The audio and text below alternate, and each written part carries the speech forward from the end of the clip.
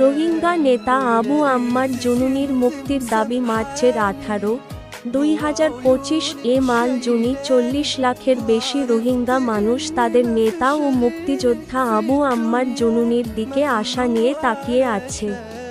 তিনি একজন সাহসী ব্যক্তিত্ব যিনি রোহিঙ্গা জনগণের অধিকার ও স্বাধীনতার জন্য লড়াই করে যাচ্ছেন।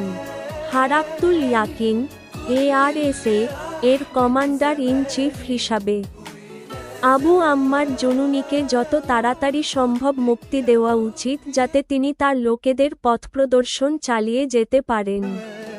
তার গ্রেফতার রোহিঙ্গা সম্প্রদায়ের মধ্যে গভীর উদ্বেগ সৃষ্টি করেছে, বিশেষ করে বাংলাদেশের লক্ষাধিক নিরীহ রোহিঙ্গা শরণার্থী যারা এই পরিস্থিতিতে হৃদয় বিদারক।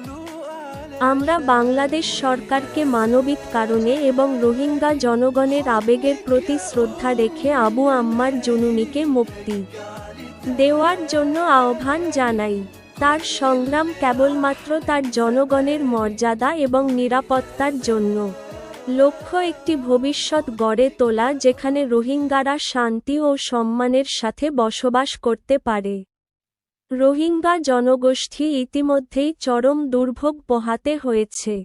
তাদের আর অন্যায় সহ্য করতে হবে না।